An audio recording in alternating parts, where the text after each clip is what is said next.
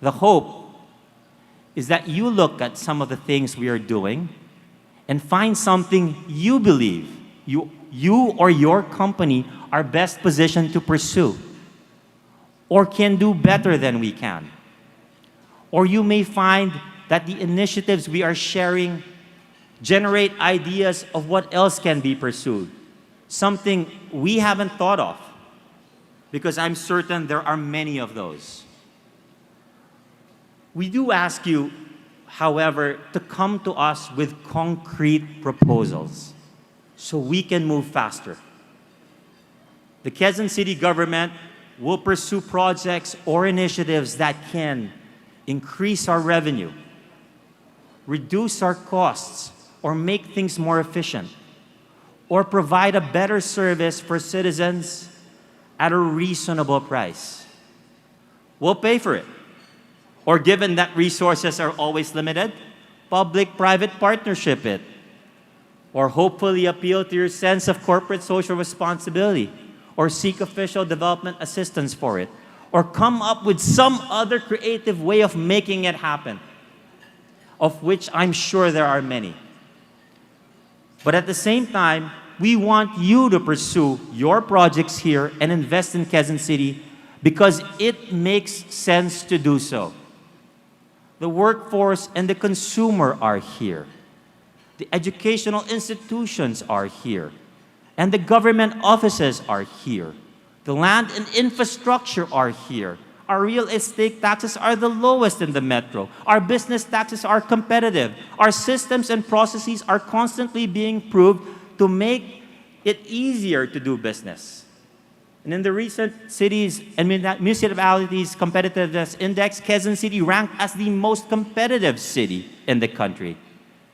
But most importantly, under Mayor Joy Belmonte's leadership, we have a clear vision of where we want the city to go.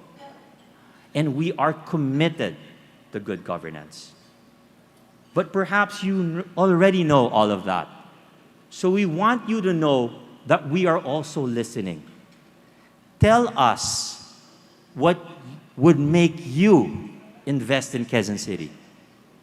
What incentives do you need to start a business here? Expand here. Move your head office here. Invest here. Incentives for starting a new business. Incentives for pursuing certain types of businesses. Incentives for employing Q citizens. For utilizing your land for public purposes or for locating in special economic zones. Tell us, what systems and processes do you wish we would change? What policies do you hope we would put in place? And what information or data do you need from us that would help you make your decision to locate here? Our commitment to you is that we will continue to cut the red tape. We will continue to reduce and, with your help, hopefully eliminate corruption.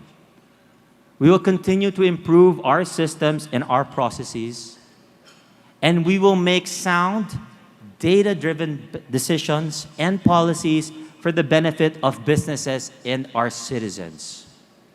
We certainly won't ask you what's in it for us officials, but we will ask you what's in it for the city and what's in it for Q citizens. We will do whatever we can within the city's authority to help you. And if that task or scope is beyond us, we will ask help from our national government agency counterparts and our representatives in Congress. We'll put the right people behind it, we will strengthen our institutions, and we will work with you as fast as possible. Because Quezon City is future ready. Thank you and have a productive rest of the day.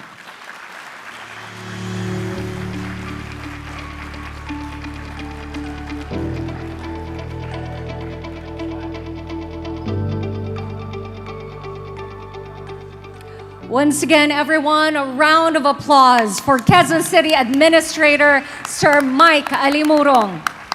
Oh, that was very clear. Wonderful, informative presentation right there. Thank you for emphasizing what the 5 major thrusts are all about. It's on display right outside as well, and I'm pretty sure it will be discussed even more elaborately later on during the breakout sessions.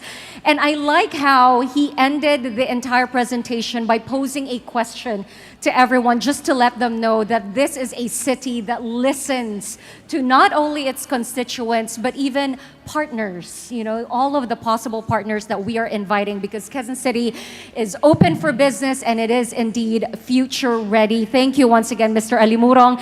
These high caliber infrastructure projects not only solidify Quezon City's position as a future ready city for business, but also improve the public facilities for the people. The main focus of our infrastructure projects will always be to improve the standard of living in the city, because that is, after all, the true measure of the success of the city. That is, of course, to improve the lives of every Q citizen from all ages and social classes. We hope that our efforts to build quality infrastructure will eventually let Quezon City take its rightful place as one of the greatest cities in the world. This can be made possible with the help and support of our business community, of every single one of you today. That's right, Jelly. It's not going to happen without the support and partnership of the business community. And again, only 2 questions that need to be asked. What's in it for the city? What's in it for every Quezon citizen? It's as simple as that. What's in it for you? Well, business opportunity. So infrastructure, as mentioned, big ticket and high caliber infrastructure projects. These are not just for aesthetic purposes. At the end of the day, we build these structures for the people, for the citizens, to make the lives of Quezon City citizens more convenient, to make business more efficient and more convenient as well. So thank you once again to our city administrator, and we hope to see and use. I'm looking forward to those high caliber infrastructure projects very, very soon, Jelly. All right, the next person that we will call up on stage is the person who helps steer the council to come up with the necessary legislation to achieve the vision of Quezon City. Please join me in welcoming the Vice Mayor of Quezon City, Honorable Giancarlo G. Soto.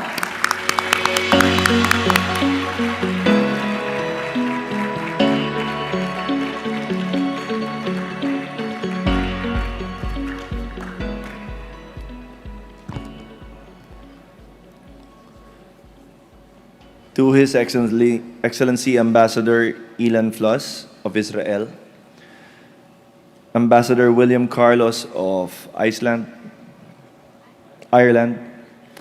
Ambassador Gerard Ho of Singapore, Ambassador Peter Kell of New Zealand, and to all our visionary business leaders and steadfast public servants present here today, a blessed morning to all of you. To DTI Secretary Honorable Alfredo Pascual, to our unwavering Quezon City leader, Honorable Mayor Joy Belmonte, to our City Administrator, Sir Mike Alimurong, Idol, to our City Council members and colleagues in the Executive Department, of course, to the Honorable Mayor of Rojas City, Mayor Ronnie Davidas, maraming salamat din po. To all the leader of today's business sector, friends in the media, and all the participants present here today, a blessed day to you.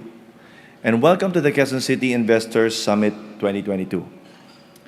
We would like to express our gratitude and excitement to see all of you gathered here today to capture your interests towards a future-ready Quezon City. We face you all happy and hopeful. Happy because, yes, we're full of joy. And yes, because despite all the challenges that Quezon City has faced in the past 3 years, our city was able to successfully launch projects, programs, and interventions that made lives of the Q citizens better. At the same time, made recovery and rehabilitation faster and easier. We are hopeful because as one strong city, we are once again witnessing another initiative that will bring even more prosperity, development, and economic growth into our beloved Quezon City.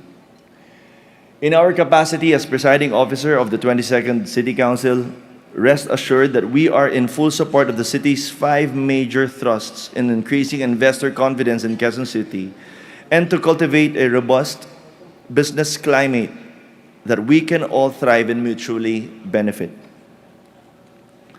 At the end of today's summit, we hope and pray that you will see Quezon City for what it truly is: a dynamic business environment with great potential in a place of business opportunities.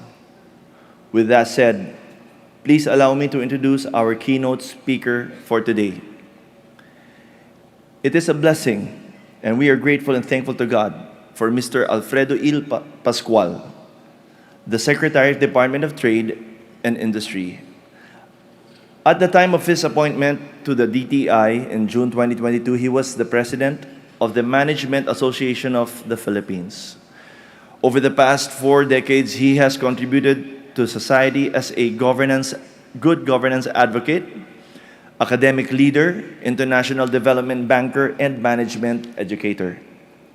He served at 4 esteemed national and international institutions: Institute of Corporate Directors, as President and CEO in 2018 and 2019, University of the Philippines System as President and Co-Chair from 2011 to 2017, and as Alumni Regent in 2009 and 2010, Asian Development Bank for 19 years, 1989 to 2008, in several positions including as Director of Private Sector Operations, Director for Project Finance, and Advisor for Public-Private Partnership, and Asian Institute Management as a finance professor in the 1980s.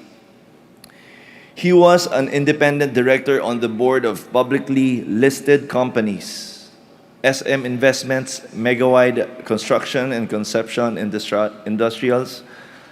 His past board memberships include nonprofits and other organizations such as the Philippine Institute of Development Studies, International Rice Research Institute, ICD, Institute for Solidarity in Asia, Finex Academy, UP Foundation, UP CIFAL Philippines, Philippine Council for Foreign Relations, and US-Philippine Societies. As President of the University of the Philippines, a system of 8 constituent universities with 17 campuses across the country, he implemented initiatives and programs to transform UP into a research incentive university, internationalize it, raise its profile as a global university, and strengthen it as a leading public service university. He also modernized UP campuses and initiated their digital transformation. At ADB, he undertook infrastructure and financial sector projects in Asian countries such as China, India, Vietnam, Pakistan, Philippines, Indonesia, and Afghanistan. His projects facilitated venture capital investment, MSME financing, trade finance, and PPP infrastructure development. He had postings at the ADB's resident offices in India and Indonesia. He represented ADB on the corporate boards of ADB investee companies, banks, funds, financial institutions, and manufacturing firms in China, India, and the Philippines. Mr. Pascual finished his MBA and BS in chemistry cum laude at UP. He attended the EC ASEAN program on strategic and organizational change at the Euro-Asia Center campus in Seed, France. His awards include honorary doctorates from UP and 4 other universities, Presidential Lingkod Bayan Award from Malacanang, Rotary Golden Wheel Award for Higher Education, and Lifetime Distinguished Achievement Award from the UP Alumni Association. Ang haba, di ba? But, ladies and gentlemen, it is with much honor that we welcome and introduce to you one of the country's brilliant minds and leaders in business and economy. Everyone, please welcome the Secretary of Department of Trade and Industry, Secretary Alfredo Pascual.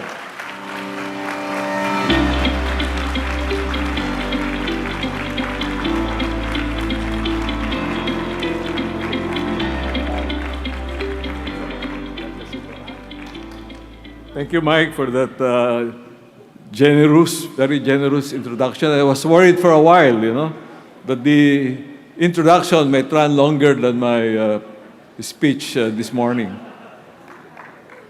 Let me greet the Honorable Mayor Joy Belmonte, whom I've been seeing for a few years now as the leader of Quezon City, where I reside, and have been residing for many years now.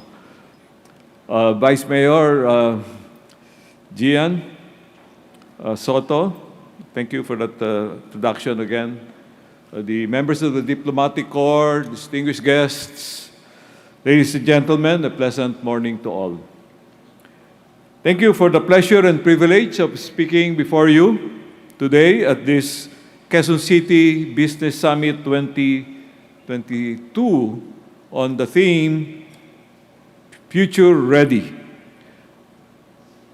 Well, I hope I will have some of the energies that the mayor created in the room when I make these brief remarks.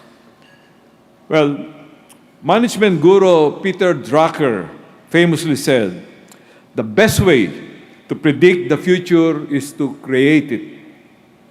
Indeed, while generally unknown, the future can be shaped and directed. The process begins with a clear assessment of what is known. And being future ready means being sustainable, inclusive, and resilient. It means getting ahead in climate change adaptation and mitigation, poverty elimination, disaster risk reduction, and management. And we know that Quezon City has been doing all these things already, so they are indeed future ready. With this summit, Quezon City is poised to take on future challenges.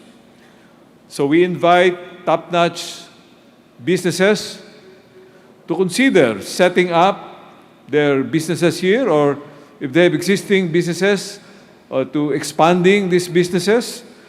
We invite them to build high-impact infrastructure projects and by so doing contribute to the city's economic development, social services delivery, good governance, and sustainable growth. The local and international awards of Quezon City that the city has received over the past several years indicate that Quezon City is ready for future contingencies. Its awards in health and safety, carbon disclosure, and disaster risk management prove that the city is prepared to mitigate climate change and adapt to its profound effects. Quezon City is ranked highest for locally generated revenues. It's the richest city, I would say, in the country. So the city has funds to match private investments for undertaking large projects through public-private partnership. We have heard recently the President Ferdinand Marcos Jr., talking about the partnership that we want to pursue with the private sector. So we're pushing for PPP, and I hope that the Quezon City will adopt this approach and together build the needed facilities in Quezon City in partnership with the private sector. Let me now share how we at the Department of Trade and Industry, as part of the national government, works to build future-ready business ecosystems. We are fully implementing the recently adopted policy reforms that create a favorable investment environment in the country for local and foreign investors.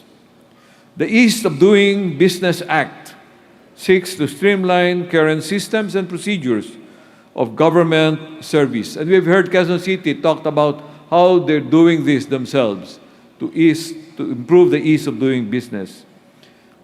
In addition, amendments to the Public Service Act, Foreign Investment Act, and Retail Trade Liberalization Act make it easier for foreign startups, retailers, and other enterprises to establish businesses in our country.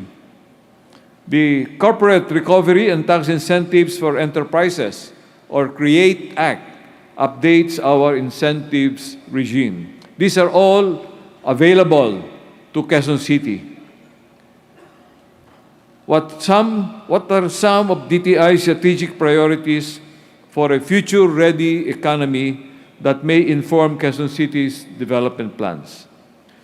One strategic priority of DTI is promoting the application of science, technology, and innovation, or STI, including essential digital technologies. The Quezon City government, as we have heard earlier from the mayor and from the city administrator, has already led the way in this area. At the Digital Governance Awards 2021, Quezon City placed second in customer empowerment with its automated inspection audit system. Quezon City has the Department of Information and Communications Technologies 2020 Best in Interoperability, second place for its iRise Up, meaning intelligent, resilient, and integrated systems for urban population. The program connects data and systems with other government offices for the convenience of constituents and improved delivery of public services. The Batas Quezon City also won the Open Governance Asia Excellence Award for innovative and disruptive use of technology in delivering citizen-centric services. These awards show that Quezon City is DTI's partner in implementing our STI-driven strategic priorities. Quezon City, together with the potential investors here in this summit, may consider research and development in artificial intelligence as it hosts some of the top universities in the country, including my alma mater, the University of the Philippines, Diliman, and the Ateneo de Manila University, where I taught part-time for 5 years in my early career. Another DTI strategic priority is supporting the digital transformation of micro, small, and medium enterprises, or MSMEs, and the growth of startups. And Quezon City has thousands of these enterprises. As the economy's backbone, MSMEs need help to meet changing market demands and quality and new products, processes, and business models. The DTI Negosyo Center in Quezon City facilitated the recent registration of over 3,000 business names and barangay micro-business enterprises in that center. The DTI NCR office, through the SME Revolving Academy, or SMERA program, has capacitated existing and potential MSMEs in Quezon City. We have trained over 7,000 Quezon City MSMEs to help them rebuild their operations, especially those that Mayor Belmonte was talking about as having closed during the pandemic, rethink their new business models, and accelerate the adoption of digital solutions. Under two DTI livelihood seeding and recovery programs, these are the livelihood seeding program, negosyo sa barangay, and pangkabuhayan sa pagbangon at ginhawa program. Our regional office in NCR was able to distribute livelihood kits to hundreds of qualified beneficiaries from Quezon City. The DTI Quezon City partnership has also trained and given free business counseling services to aspiring youth entrepreneurs who want to start their own businesses. We will also launch an e-commerce platform under the DTI brand to help initiate MSMEs who, for the first time, will participate in the digital economy. This digital platform will operate like a virtual shopping mall and give MSMEs access to a broader marketplace. With a few clicks on the computer, firms can set up their digital storefronts within minutes.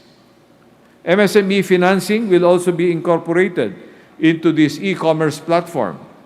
With digitalization, data can be accumulated, stored, and processed. Eventually, credit scores can be generated for enterprises and financing provided to them online. One of our partners, Union Bank, is already doing this. We will try to expand it with our e-commerce platform. Meantime, to help businesses recover from the ill effects of pandemic, our DTI regional office has proactively promoted the financing program of the Small Business Corporation, which is under DTI, and it's operating here in Quezon City.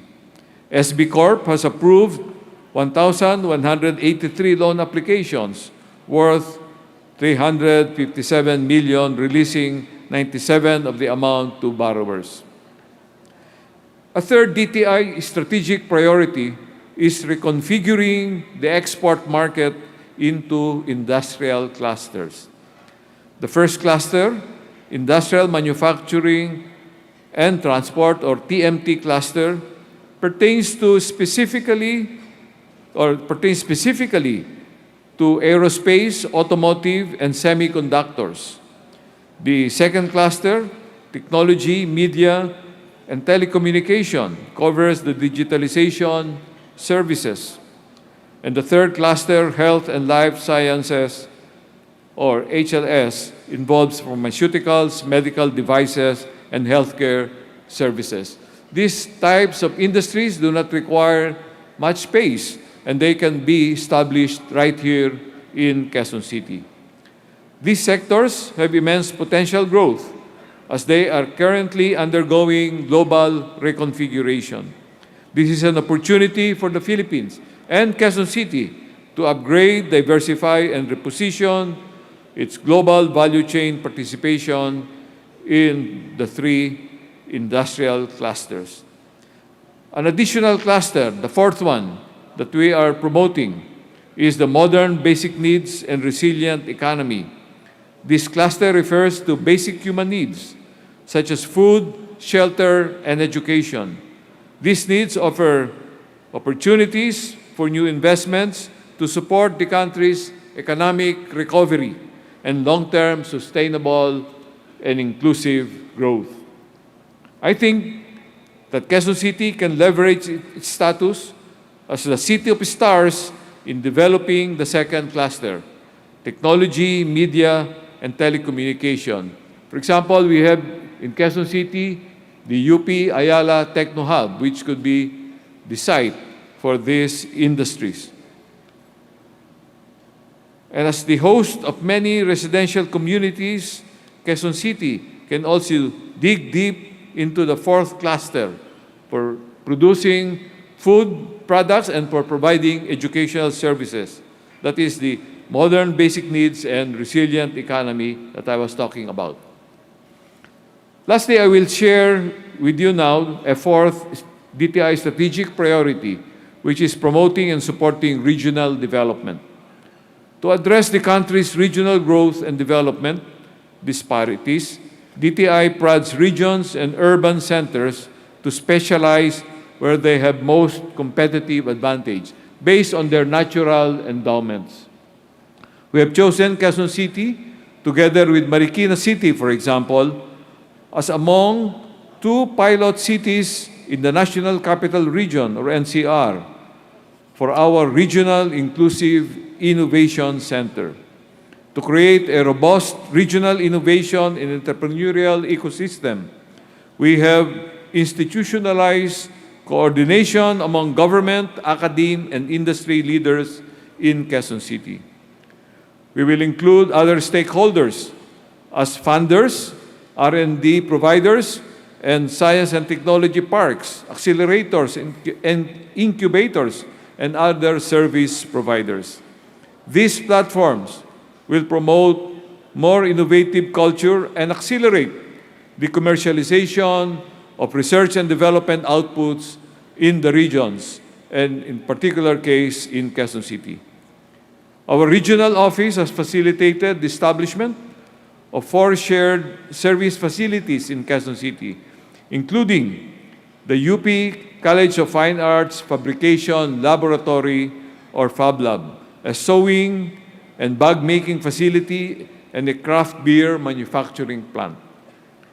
In DTI NCR's food certification program, the department organized a seminar on good manufacturing practices for food-related MSMEs in Quezon City. It also gave them free assistance on shelf life and nutritional facts analysis of their products. In closing, let me say that we at DTI have put Quezon City in the Hall of Fame for the most competitive, highly urbanized city in the Philippines, after it held the title for 4 consecutive years from 2016 to 2019. Quezon City stood out for government efficiency, infrastructure, and economic dynamism. It is also exemplary in its campaign for good governance, as we have heard time and again in the talk of Mayor Belmonte, and won awards on anti-red tape. Congratulations again. Let me say now, Quezon City is future-ready. Quezon City is open for business. Together, let's make investments happen in Quezon City. Thank you.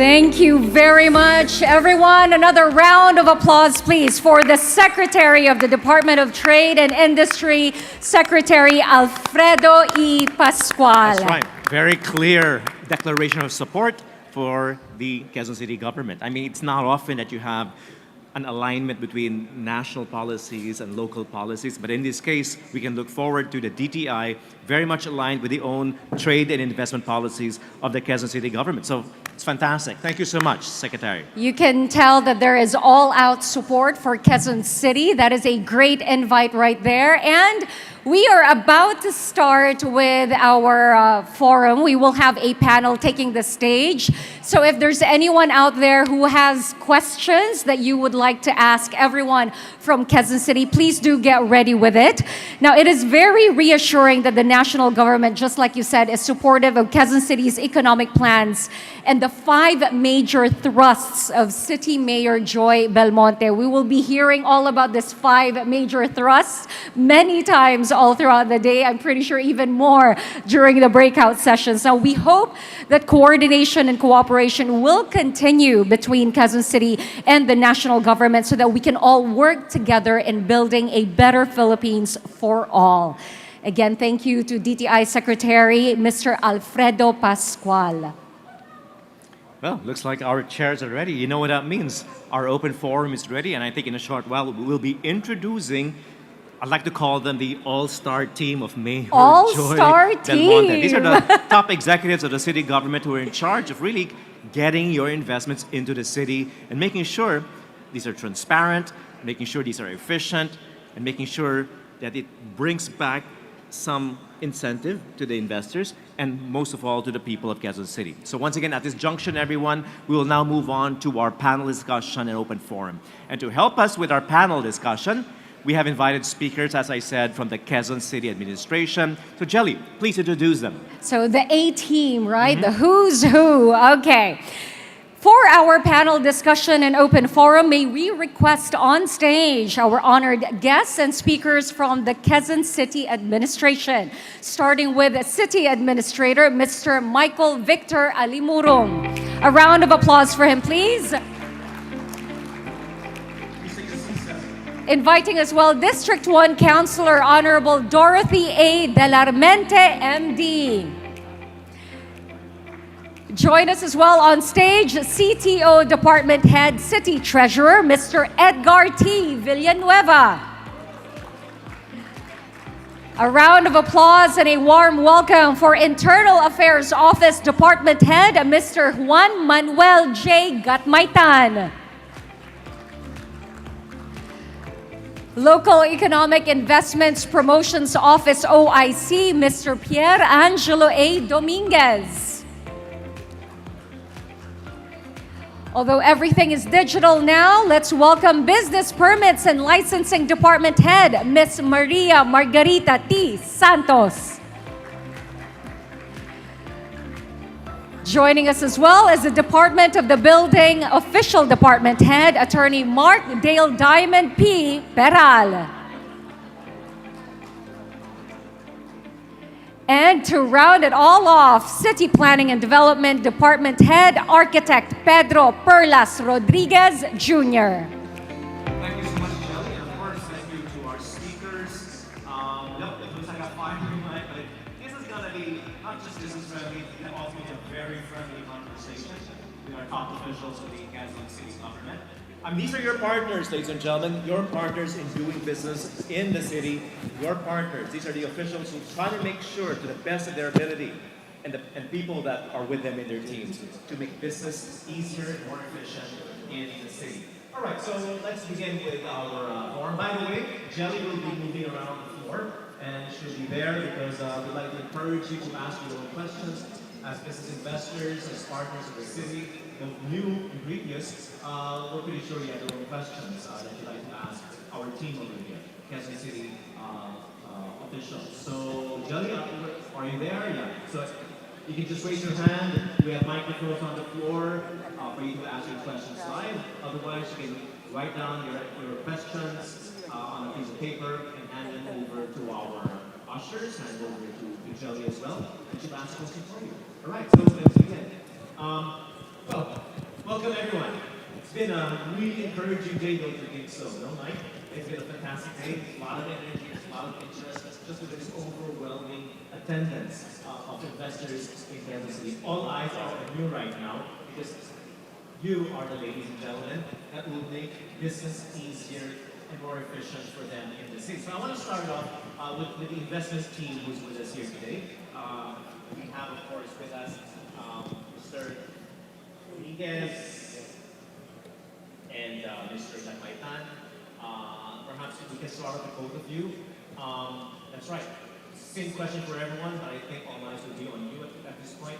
So how exactly, there's been a lot of talk so far about making business easier, friendlier, more efficient, but how will your department, which are in charge of attracting investments to the city, make that possible? How will you make the city future-ready, business-friendly? Let's start with you, Mr. Rodriguez. Hello.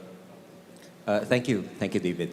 So, as the officer in charge of the Local Economic Investments and Promotions Office, the pandemic has given us a lot of lessons, no? Especially in doing business. We need to adjust. We need to adapt to the new normal. It's here with us to stay, and we have to live with it.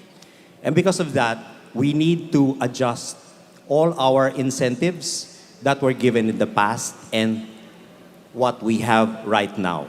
So right now we are looking at adjusting our menu of incentives, our business incentives. Some of them were already discussed by CA Mike.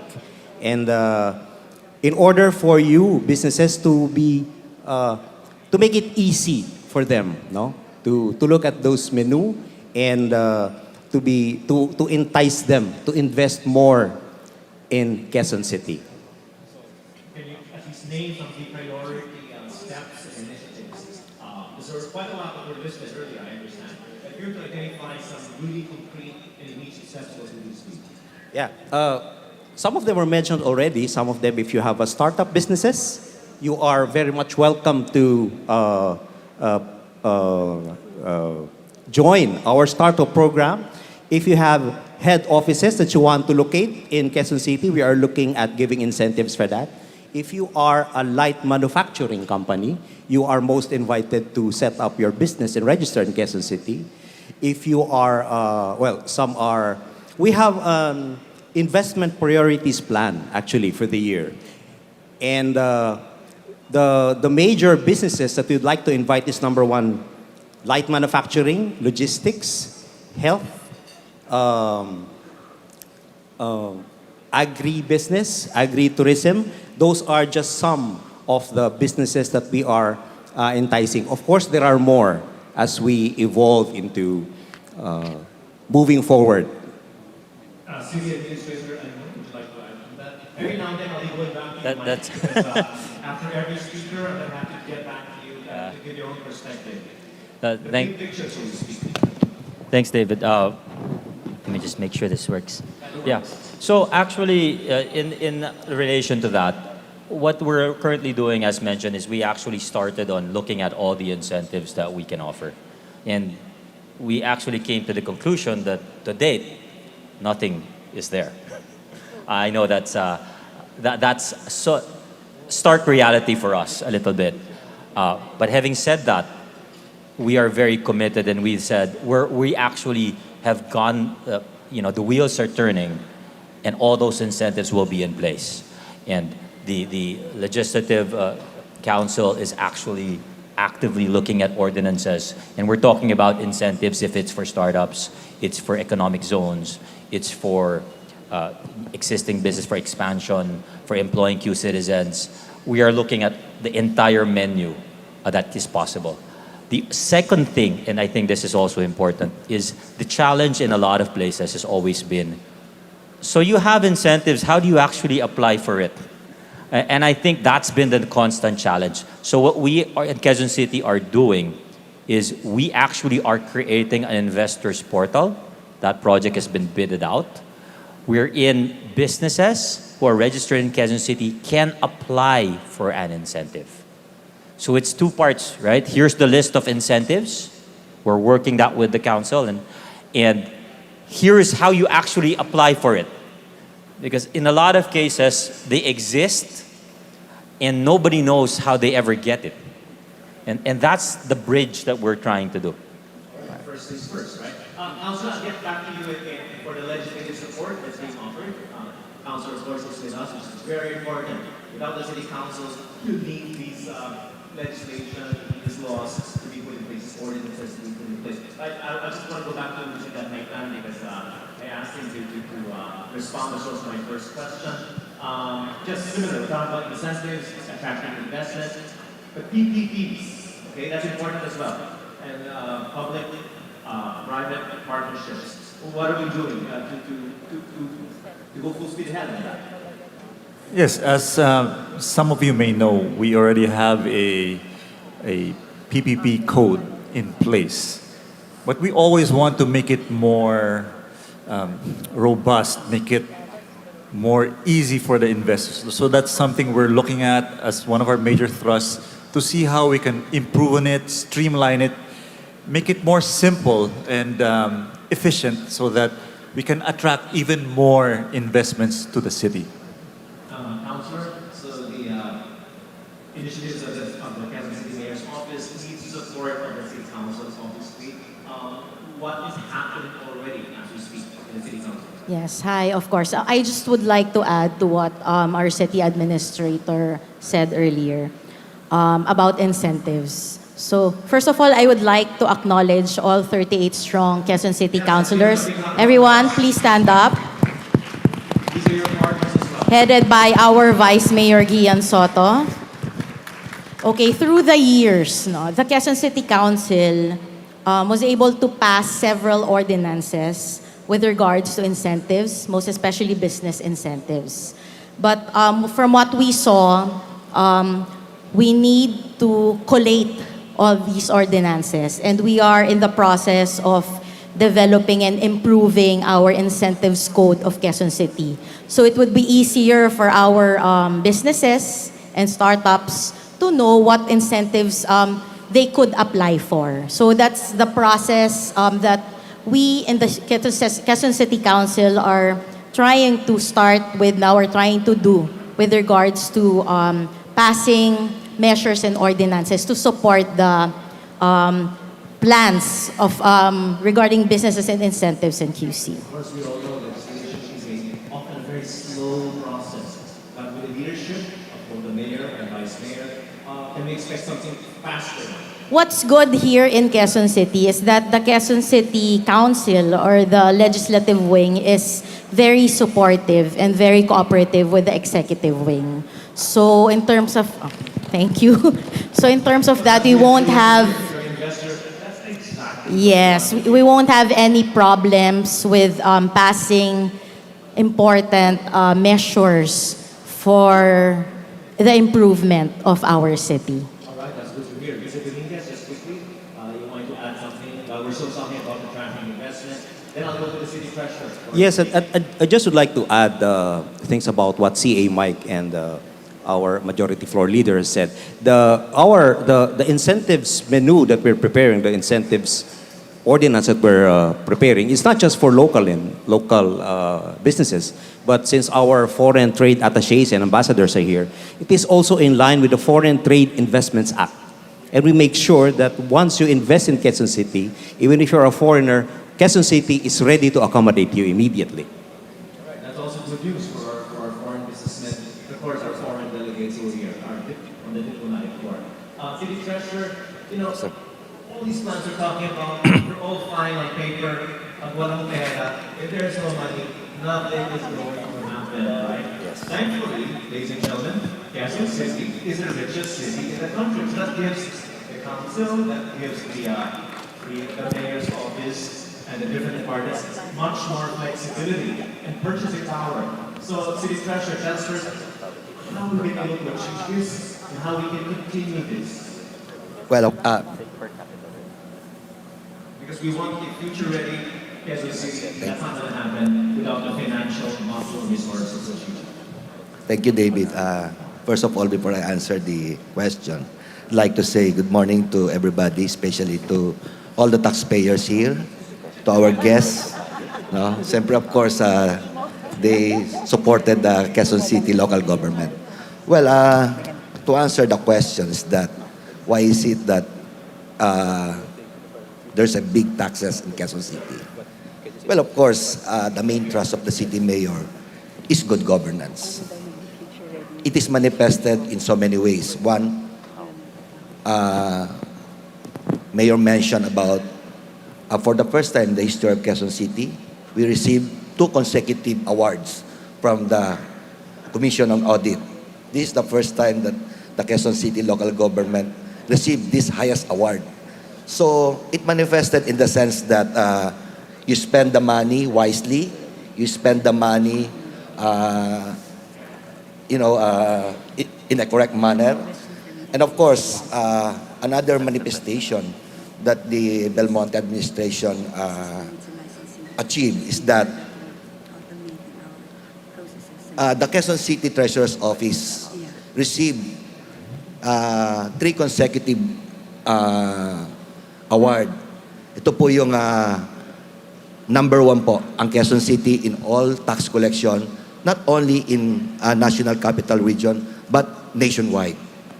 So this is because of the support of the taxpayers. They believe on the administration of the city mayor because they believe that the Belmonte administration is a good governance. And looking forward to this question, what steps, what initiatives, what programs will you put in place to make that even more efficient, both in the spending and in the collection? Yes, of course. The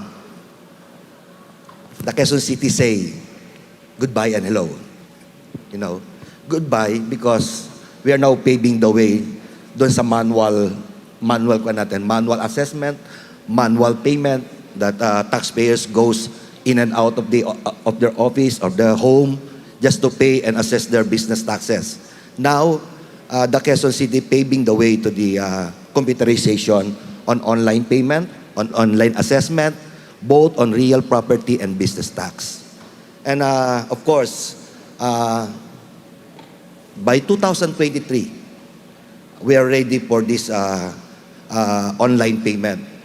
The taxpayers can use different platforms. We have the easy pay payment using GCash, using Paymaya, using e-wallet, and all credit cards on selected banks. And of course, I just want to mention this, that the City Treasurer's Office is, wala pong timeline to. We don't have timeline in our City Treasurer's Office. We will always face the challenge of time as far as the computerization development is concerned, that will inure to the benefit of the taxpayers on their convenience to support the city government by paying their taxes. Congratulations, City Treasurer. Yeah, thank you. Richest city in the country, that's quite an achievement. City Administrator, perhaps you'd like to add to that. Yes, thanks, David. Actually, our city treasurer is a little too humble, no? But in reality, they've really done a very, very good job. And the city treasurer's office has been quite committed in making the transformation happen. What's really happening in the treasurer is it's both a change in the systems. We've moved things online, but it's also a change in the policies. And those two in combination is really what's making this happen. The city treasurer has embraced a online tax assessment system. Trying to get anybody to do this online is actually a major challenge, but they've worked with us to make it happen. And looking at legacy systems, you just have to integrate it is one thing that they've done. The city treasurer has also taken the lead in making sure that the online RPT payments, which we already started, are further enhanced, along with the city assessor's office. Apparently, you have so many situations wherein, the land is paid, but the RPT on the improvement or building above it is not. The city treasurer has decided, hey, look, we need a way of making sure that they're both paid. And so that inserts in the system that we're making today, which allows the city treasurer a clear view if there's a building on top of a land that is not paying its tax. Which, by simplifying that, we increase the tax payment. We've also embraced the fact that it's much easier to pay, and we've mentioned about the online payments, but the city treasurer also has expanded by putting business centers in various locations to simplify and make it easier for people to pay these things. So we're looking at both changing the systems, but also creating the policies needed for it. And again, they've done a fantastic job. Again, a little too humble, but that's our city David, treasurer. can I add more? Yeah. Can I add one? Yes, of course. I would like to mention this one thing, and I owe this to the entire taxpayers of Quezon City. By October 26, the BLGF will award Quezon City as the Hall of Fame. Because this Hall of Fame in the sense that consistently we are number one in terms of revenue collection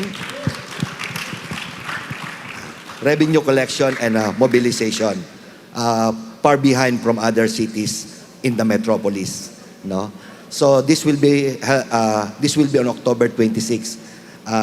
Hall of Fame na po tayo. This is the highest award given by the Department of Finance to any local government unit that consistently number one in the tax collection. So only Quezon City can do that, and because of the taxpayers. Thank you so much. Okay, so much for the Maraming salamat, City Treasurer. That's right. So we're talking about open, transparent, and fair tax policies and collection. Let's talk about permits and licenses, which again is another one of those bottlenecks of investment all over the country. So we heard DTI say that everything it's as cross as a priority in the national summit to make business easier, investments easier in the country. What about Quezon City? Concrete steps that we're starting to see and we'll see in the future. Well, Good morning, everyone. Well, to answer your question, David, the Business Permits and Licensing Department has been really hard at work in automating our processes in Quezon City when it comes to getting your business permits. Before, during the first quarter of every year, you'll see people, throngs of people lining up in Quezon City Hall. But since January of this year, we have migrated those lines, those snaking lines all over Quezon City Hall complex to online.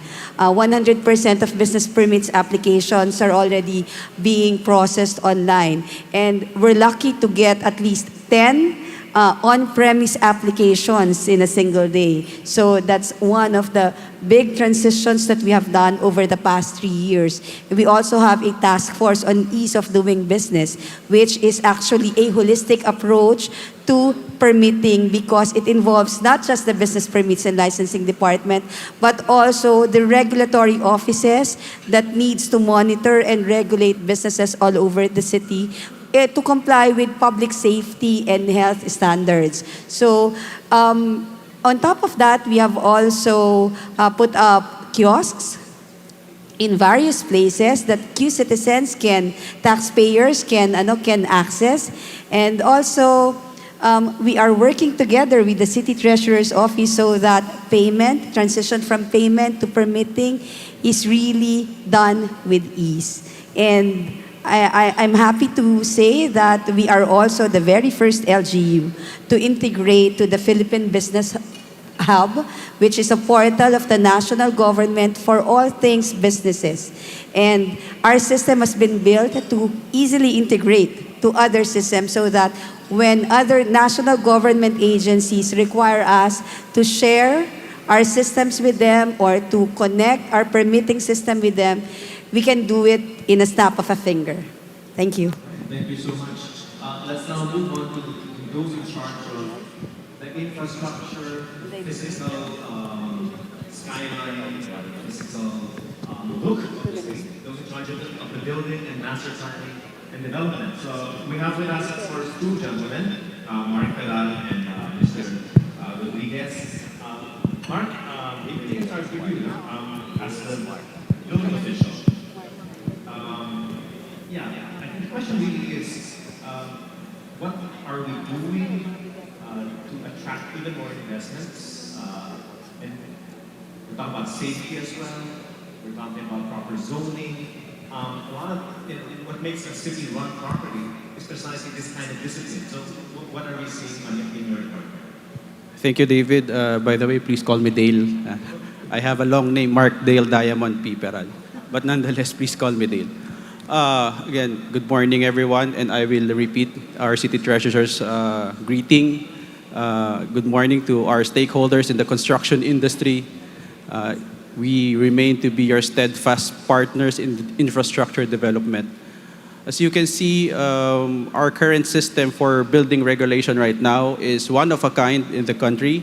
We have an online system for building permits and other permits for the construction activities. As we all know, construction development is, I think, the most highly technical process in government regulation, as it deals not only with one particular party, but other parties as well. We have our contractors, we have our developers, we have our professional designers, building professionals, the engineers, the architects, and everybody else. What we did is that we consolidated first all of the regulations and laws pertaining to construction, after which we've identified all the parties involved, and all of these parties are actually part of the online system. With this system, we're able to receive applications and approve the same without even physically transacting or communicating with the developer or the constructor. In fact, there are applications that we've received whereby the property owner actually resides abroad and the permit for their construction activities has been approved here in Quezon City. So I think while it is still a work in progress, I think we are at the forefront in construction regulations, and rest assured, that the developers, all of the stakeholders in the construction industry will again be our steadfast partners. And if you have any other recommendations for the improvement of the system, please let us know. Congratulations, pioneers, both in business permits, construction permits, a lot of firsts, Hall of Famer in the city treasury, a lot of achievements so far. But Mike, obviously, a lot more needs to be done. So yes, David, actually I just wanted to add, our building official is also very humble. So when the system of the building official was presented, a business permit I had understood a little bit more, but the building official one, not being an engineer myself, I was not so clear. However, when we looked at the building permit application system, what we realized is that, as mentioned earlier in my talk, it's very confusing. And that's because there are so many types of construction. Renovation, new building, and various things that you need to do with it. What the system actually does is it asks you a series of questions. And based on your answers to the questions, it tells you only what documents you actually need. Right? So it's not what it was before, wherein you get a form and you go figure out which of this part you need. What it does is you go online, it tells you actually the rest of the stuff you don't need if all you're doing is a renovation. You answer the series of questions and that's all you get.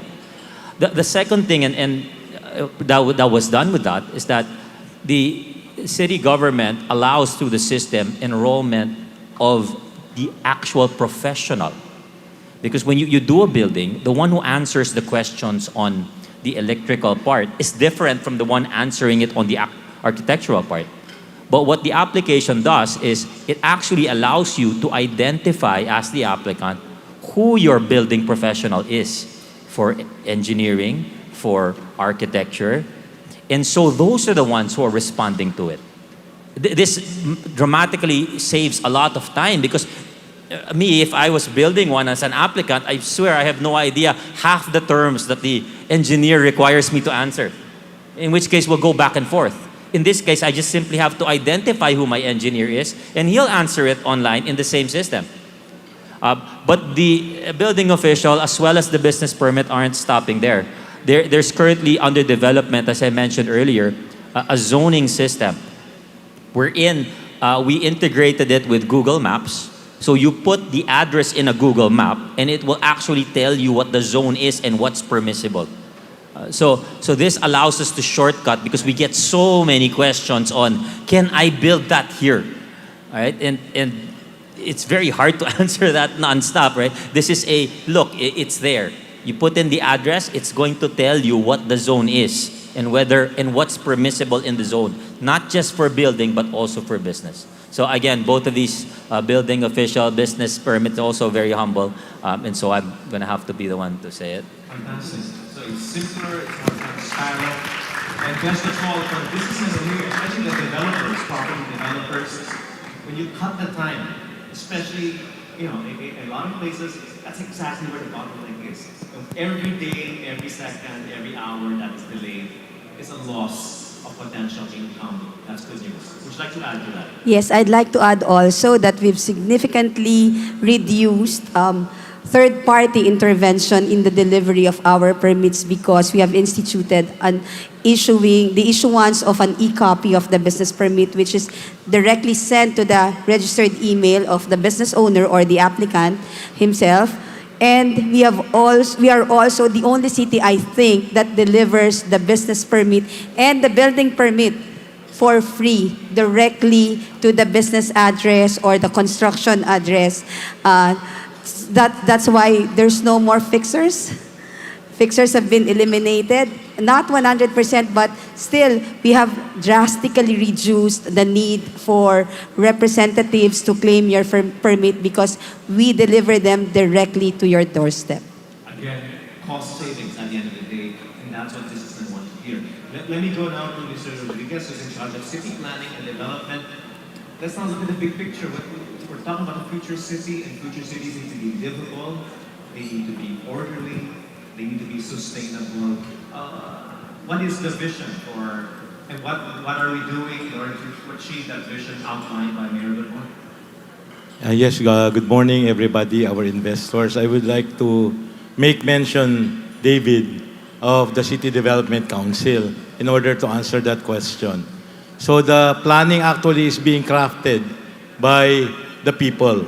It's the City Development Council composed of the mayor as the chairman, vice mayor as the co-chairman, the 6 congressional districts, the City Council represented by the Committee on Appropriation, the 142 barangay captains, and 50 non-government and people's organization. So actually, that's the people's plan, which is crafting the more than 200 plans, programs, and activities in order for us to achieve the 14-point agenda of the mayor, which is anchored on the mission and vision of Quezon City. Mike, let me go back to you. I don't want to put up any of the breakout sessions, but just to get our investors excited, we're talking about the future city. What will that future city look like? Basically, central business districts, transport connectivity, because all these investments that we're talking about, all these business permits, everything, legislation, at the end of the day, the end goal is to create a prosperous, livable, sustainable, beautiful city. Yeah, so that's actually a great question, and what we're doing in Quezon City actually is we didn't look at Philippine comparisons, right? We decided, hey, everybody go travel, or if you have traveled, see what's there, right? And that's the reason why a lot of what we're planning is not based on what is the Philippines doing. So when we talk about we want pedestrianization, we're not looking at a comparison here. We're looking at, okay, they seem to do it in New York. What is happening? The sidewalks are wide, right? People do it. When it talks at public transportation, I mean, even we look at Singapore, and we say, hey, look, you don't need a car here. So we're comparing to that. When we're looking at a sports facility, we're looking at. I saw one in KL. It's like, whoa, this is just in our backyard, and they're able to do it. So the vision of the city is really to be globally competitive, right? Internationally comparable. Never with what the Philippines is just doing. And I think that's something we're striving for, and that's what we're asking our business friends here to do the same. That it's not, let's get rid of the cutting corners, right? Let's get rid of those proposals that are pwede na dahil sa Pinas naman. Forget it. Let's do the actual proposal. What would it look like if you were doing it in a world-class city, right? In a highly competitive city, not what you're doing here, right? So that's what we're doing, and hopefully that reflection will come out when we finish the redevelopment of the Quezon Memorial Circle. For that one we would really love it to look like a real Central Park. Wow, that's going to sound really exciting. Speaking of which, let me just get a few words from the City Planning Office. So a lot of work up ahead for you. Yes, yes. I would like to add to that, being future ready, we are almost complete with our climate and disaster risk assessment plan, and we have incorporated our climate change action plan into our comprehensive land use plan, and we have amended several zoning ordinance, reclassifying residential zones into commercial zones. We have actually put in our laws some non-buildable areas, and also we have increased our floor area heights to flood-prone areas, and we have declared a buffer zone into the West Valley Fault line, and etc. Thank you so much. Yes. Just quick, I just wanted to add, and this was just reminded here, is the Quezon City government is currently looking at whether there's a need to rezone certain areas, right? So, and this time around, we're committed to actually make it happen if it makes sense to do so. And so part of the things that we're doing, as we mentioned earlier, is a lot of it is data-driven decisions. So which zones do we look at first? Well, what we did in that regard is we looked at where the business applications were getting denied because of wrong zone. And we realized that in many cases, it's because the area or the character has already changed. So when you look at where a lot of business applications are coming in, and you're saying we're denying them because it's the wrong zone, So half the answer is where are they getting denied most? Because maybe it's the zone that's wrong. And so we are actually started that process. We started it in the last term, and there's a number of zones that have been already recommended for rezoning. We are going to work as fast as we can because, as we rezone it, those who wanted to keep residential because that tax rate is just lower are gonna come up in arms a little bit. But we are committed to making sure that things are zoned correctly, and we are going to get on that. Thank you. Councillor, I just want to go back to you because, again, at the end of the day, without the support of the council, these are all just big dreams and just empty words, okay? Rezoning or zoning policy, tax policy, policies with business permits, everything basically falls on the shoulders in a way. The vision, perhaps, from this team, but the actual legislative support will have to come from your city council. Yes. Hello. Yes, I agree. Again, our city administrator mentioned about rezoning as well as incentives and taxation. Again, I'd like to reiterate the Quezon City Council works together or works harmoniously with the executive department. We have no problems with that, and that is what makes Quezon City better because we work hand in hand to make our city a better place to live and to work with. Well, we have the councillors here, and they're all nodding their heads, the vice mayor. So I guess, yes, that's something that they totally agree with. And you said working harmoniously. Speaking of harmony, I guess that's music to the ears of our investors when the city council is aligned with the vision of the city mayor's office. So thank you so much. Just to close it all, if anyone else would like to say something, but we're gonna get some questions from the audience as well. But Mike, maybe just before I turn over to Jelly with the questions, what's really important in your presentation was that you listen, right? These plans aren't just coming from all of you sitting around the table and talking to each other. This is coming from feedback. This is coming from channels, getting information. So speaking of listening, how do we get people here to participate more actively in your programs? So actually, that's a great question because that's something we really, really want to happen. There are the official channels. We have a very, very active CSO group. I think the city government has accredited 4,000 CSOs, and their feedback are built in a lot of the local special bodies to begin with. So that's clearly an avenue. But at the same time, the city government has departments in place, like you have our LAPO department, the Investment Affairs Unit, the BPLD, City Planning, all of these departments that and the CA office that are open to receive proposals. In fact, that's the call we had earlier. Give us something concrete. And when we say something concrete, it's not just a project proposal. It could be a proposal that says, look, if this incentive was in place, we'll do it. Or it could be a proposal that says, we would love to put this there, but the zoning is wrong. Maybe one property is residential, one is commercial. I need both for it to work. What we will assure everybody here is this. We are not going to look at only what the letter of the law says. The city government of Quezon City is going to always look at what the spirit of the law is trying to do. Because in some cases, the law is governed by what national has put in, which may no longer make sense today, or something that we've done locally. And we always ask, what's the right answer? And if the answer is, we can't do that because there's a law, we then ask, is that law national or local?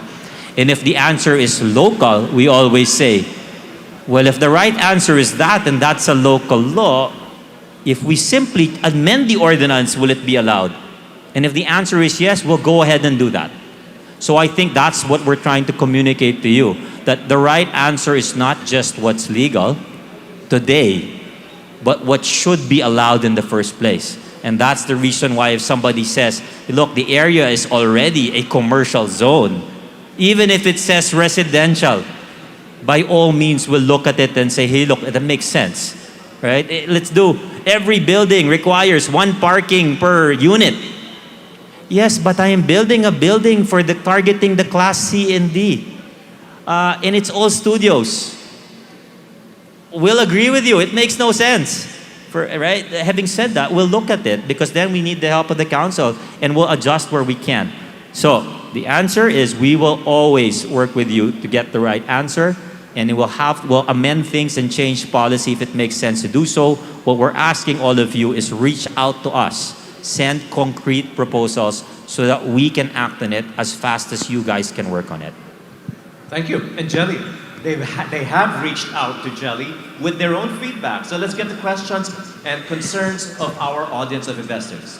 Absolutely, David. You know, it's beautiful to listen to this panel and realizing that the Quezon City government is always listening, open to change and constantly evolving with the times. That's how they remain competitive, globally competitive, and internationally comparable with the very humble pioneers and Hall of Famers. All right, they're already reaching out, asking you what is it they can do for you. So if you have any questions, you simply need to raise your hand, or you can hand over those papers with the questions, or approach the microphones that are all situated in the middle aisle. If there's any one of you who would like to ask any of these humble men and women anything that could help you out with the businesses that you would like to start or continue here in Quezon City, please do not be shy. Is there anyone ready with any question? For the men and women, the A team of Quezon City that is right on stage right now, please do not be shy. You can raise your hand, I can approach you. Or if you already have your question on hand, just hand over those pieces of paper and I can ask those questions for you. Even with the speech of Sir Mike Alimurong, he was inviting everyone. What can they do for you? They want your concrete proposals. Right now, they want your concrete questions. Anyone? Either they Oh, yes. Okay. Sir, I see a hand from table 17. Sir, please approach the microphone, introduce yourself, and what your question is and who you would like to answer your question. Thank you very much, sir. Go right ahead. Yeah, good morning. Thank you for a good presentation, very informative and definitely helpful for investors like us. My name is Chris Gamboa. We are into many different kinds of businesses, one of which is IT. And I can very see that QC is one of the leading LGUs who have already invested in the use of technology to improve the services. And I remember as well that Mr. Alimurong was mentioning in our previous meetings about a hackathon that was hosted as well in the same city, in our city. Are there any programs or policies that the LGU wanted to either create, or probably we do have, that would incentivize technology companies to invest? And if there are there any locations that is recommended and or programs that might help investors like us bring in talents? Yeah. Great question. Yes, Jay, go ahead. Yes, thank you. Thank you for your question. Actually, on that point, we are planning to launch very soon a Startup QC program. The idea is to provide grants to innovative technology companies at their early stages of their businesses. And through that, working with startups and working with partners from the education and the private sector, that's something we want to promote. Startup culture, build an ecosystem around it, and then, of course, create jobs and hopefully technology companies that become world-class. So that's something that you can expect from us in actually a few weeks' time. Thank you, Jay. Mike? Yeah, so let me add to that. your question is actually, hits on a lot of things. And one of the things that we're doing here is really asking, what is needed to build a startup culture? Jay has mentioned a program that we're launching, and to hopefully kickstart that. When you do that and you open it up to every Q citizen, by default, you get a lot of people thinking, right? What's normally happened is those with connections are able to get funding. What Quezon City is doing is we're sort of turning it over and saying, you don't need to know anybody, right? This is a startup fund for every Q citizen. Give us a good idea, and if it's worth funding, we'll fund it. So that's an example of bridging the gap and saying, it's actually open to everyone. So that's one of the things we're looking at. But at the same time, we're asking ourselves constantly, what else is needed to make it happen? And that's where we go back to you and say, what would you need from us, right? We're looking at things as, does it make sense to give incentives in a particular area so that all the startups locate there? We're actually looking at that today. Does it make sense to provide incentives if the startups are located near a school? We're looking at that today. But we need your help. We have a certain manpower that does the research, but you guys have a lot of the brain power. So if you say, hey, actually, this is a great model in another country that we're aware of. If you guys did it this way, we would do it there. We'll pick that up and say, is that really all we need to do? Then we'll do it, right? So that's really the message back to you. But we rest assured we are looking at it. Councilor? And yeah, to add to this, I would like to mention Councilor Chucky Antonio, who's our Committee Chair of Information and Technology. He's actually in the process of looking into and reviewing a possible ordinance regarding providing incentives for new tech startups in QC. So he's in the process of amending and fixing his ordinance. So that's in addition to what our city administrator mentioned. Okay. Thank you very much. Thank you. Full speed ahead. By the way, feel free to network with the councilor, Chucky, afterwards. And we'd love to hear your ideas about how to get this thing going. Jelly. Thank you, Chris Gamboa, for that wonderful question. That's already words from City Administrator. You have the vision, you have the dream. They will make it into a reality. We have another question on hand. Sir, please introduce yourself and your question, please. Hi, good morning. I'm Jovi Sadul. Hi, David. We're into electric buses now. I'm part of Global Electric Transport. And I saw in one of your kiosks outside that one of the initiatives of Quezon City is about electric vehicles. So we'd like to know who we can coordinate with. No? We're self-funded. We'd like to put fast chargers in Quezon City because a couple of jeepney cooperatives that are based in Quezon City would like to convert to electric, and we would like to provide them the infrastructure. And we'd like the help of the city to be able to do this. I think you have the perfect panel of people to ask that question. Mayor Belmonte, this is fantastic. We're getting this networking going, and we haven't even started the breakout sessions yet. Mike. Yeah, so quickly, because that actually is something in the breakout session. First, I suggest you attend the breakout session on the environment sustainability breakout session because they'll discuss that in particular. Having said that, a quick answer for you is there are a lot of companies that are actually proposing electric in many ways. And there's two things that we're talking about. Again, that's why we ask for concrete proposals. If it's electric that we are paying for in Quezon City, usually that one is something we would end up bidding out or end up in a PPP type thing.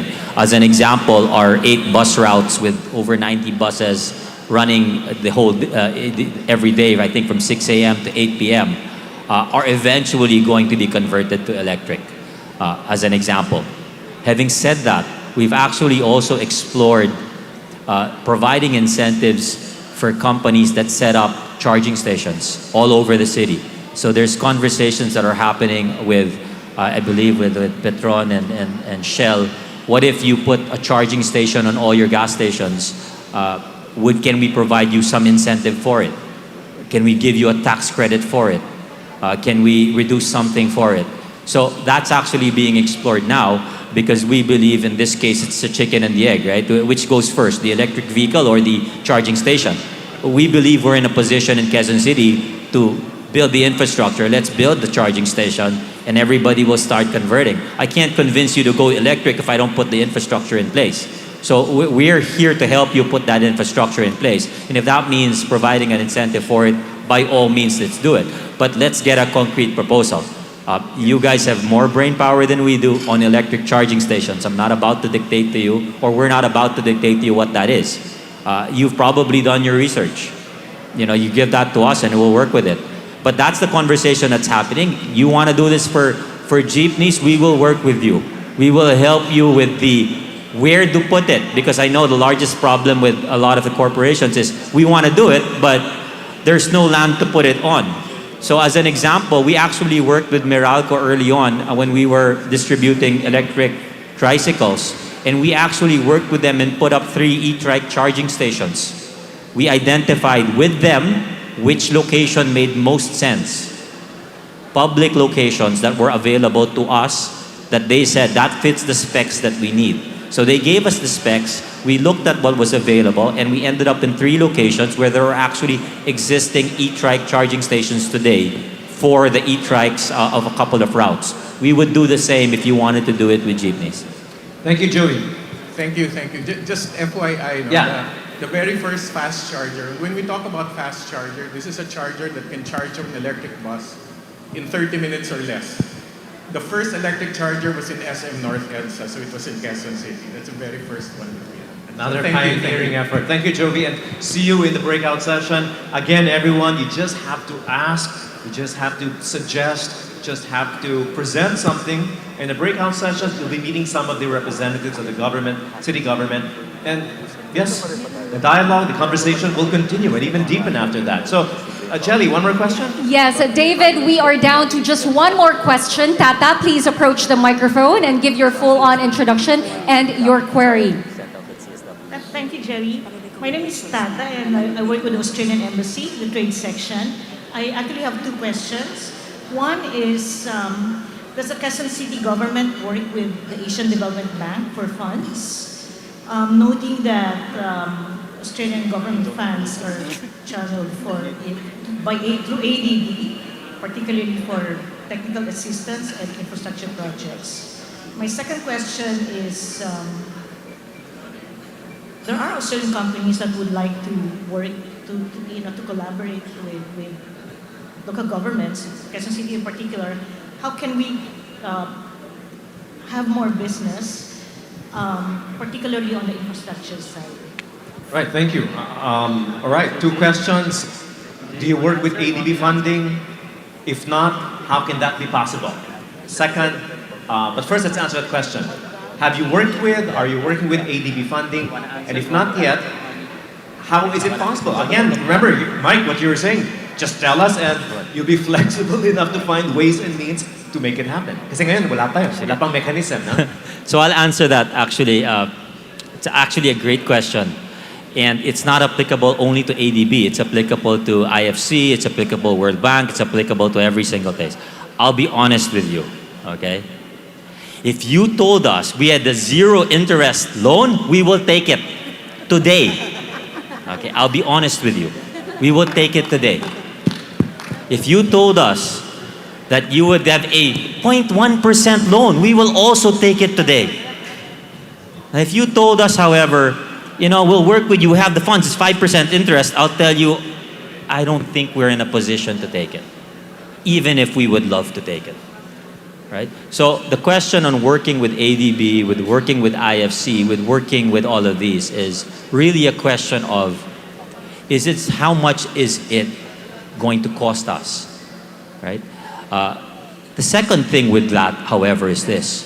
If you told us that the project in place, this is the interest rate to it, but the project we are funding, as I mentioned earlier, is one that increases our revenue or reduces our costs or allows us to do something more efficiently, we will use that and compare that and say, hey, I understand that's the interest, but our revenue increase exceeds that interest, we will do it.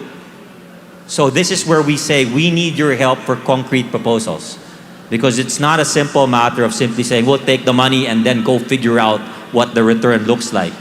we actually need a real return. So we've actually had discussions with IFC, and there were specific projects that made sense. Things like solarization. Is there a real return on the investment? And if the answer is yes, we'll take it. All right. So that's the answer to that question. We are happy to work with everybody. Mike, was the Australian investments. With that one, then same thing I would say earlier. If the Australian companies had a concrete proposal on what actually could be done, send that to us. We'll look at it, and if it makes absolutely perfect sense, we'll do it. And this is one of those things we're in. If one company wants to say we'll do electric, another company wants to do electric, our response is, well, does the business proposal make sense? Well, how many can you do? Because this is such a big city, you can take half of that, and you guys can take the other half. By all means, do it. Right? So we're not limited to one company only doing something. Right? If there are 5 companies that want to do it, well, there are 6 districts and 161 whatever. 442 the kilometers, I forget how large the area is. 162 square kilometers, something. 161 square. There you go. Let's just say it's the largest city. Yes, it's a really large place.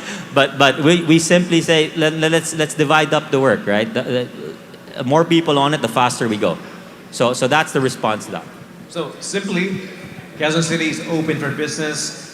The door is open. Just bring in your proposals, and they'll discuss it. They'll talk to you, and that's what our breakout sessions are all about in the afternoon. So please, I know as interesting as this morning session was and still is, I hope it's going to be even more interesting and more concrete when we get to be in a more intimate and business-like environment in those breakout sessions this afternoon. So please, if you have a serious business proposal, you must be there. You must be there. Well, I guess it's all the time we have, right, Jelly? So let's give our councilor, majority floor leader, and the rest of the top officials and top executives of the city a big round of applause. Again, this is fantastic. The energy, the enthusiasm, the open-mindedness. This is all new to a lot of us. I'm glad we're seeing it, we're feeling it right here in Quezon City. Maraming salamat. Thank you so much. Let's give them a big round of applause. Thank you. Again. That was a wonderful discussion right there. And even though we still had a few more men and women asking if they could ask their questions, you know what? Just like David said, please be there at the breakout sessions, because those questions are probably going to get answered with the presentations during the breakout sessions, or it will be an opportunity for you to ask your questions. So again, after lunch will be the breakout sessions. Please be there.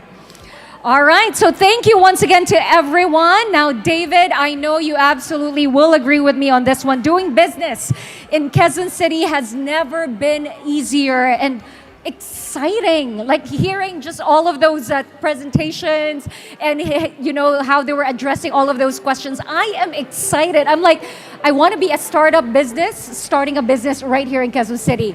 Now that the businesses are opening their doors once again, we want to let you know that Quezon City is indeed future ready. It is ready for investors. It is ready for socially responsible businesses. And it is ready to evolve into a better and more prosperous city so that our Q citizens will be able to enjoy a safer, more stable, and better future. Today, we hope that all of you, our guests, will realize that Quezon City is indeed the best place to invest in. With our local government's accomplishments and our programs for the ease of doing business, Quezon City has an open, fair, and dynamic business environment. Let's emphasize that again. Open, fair, and dynamic, transparent environment. And that's what we realize here today.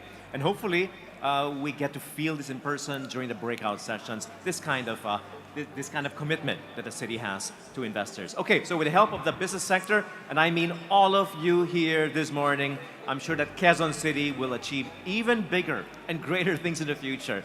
And of course, to all the Quezon citizens who will enjoy the great benefits of this great economic development.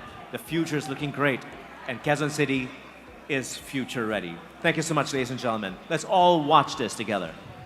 Explore, the future-ready city. Quezon City. Abounding with excellent opportunities.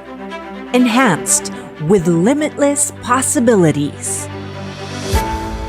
Quezon City is an investment destination that is unparalleled in the country. As the Philippines' richest city, discover why Quezon City is the best choice for your business. In QC, services are easier, faster, and done online. From ease of use of e-services for our Q citizens to ease of doing business for our business community, we are here automating and innovating for a better tomorrow. In QC, you are our partner, supporting you with regular coordination and engagement. Our constant coordination with the business community enables us to foster a relationship of mutual respect and support. In QC, our thriving business community is eager to grow with you. We continue to engage with our counterparts in private enterprises to address difficulties, coming up with ways to create a free, fair, and fertile business environment. In QC, we also nurture micro and small entrepreneurs. We improve the business climate, not only for big businesses, but we also took a special interest in the growth of our micro and small entrepreneurs. In QC, we have a vibrant startup business ecosystem. Our Startup QC program is likewise ready to take off. This program is calibrated to provide financial grants to innovative, creative, and promising business models that can help provide solutions, recommendations to social issues and concerns. With all these, Quezon City is indeed the best place to grow your business. Be part of a resilient and sustainably growing business-friendly environment. Choose Future Ready. Choose Quezon City.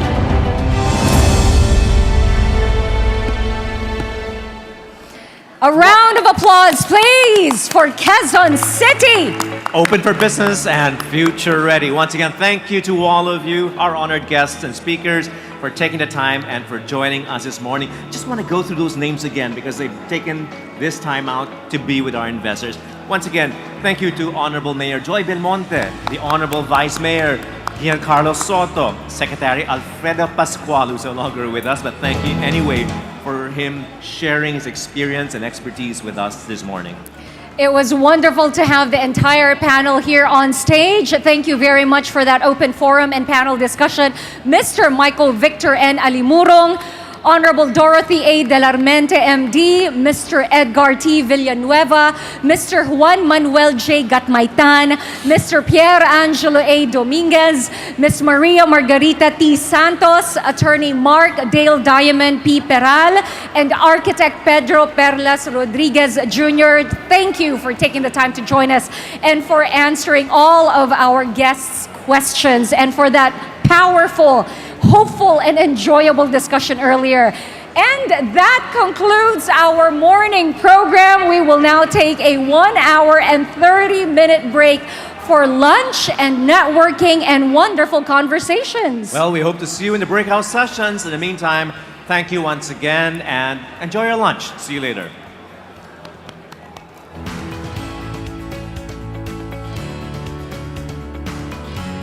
Thank you to our hosts, David Sildran and Jelly.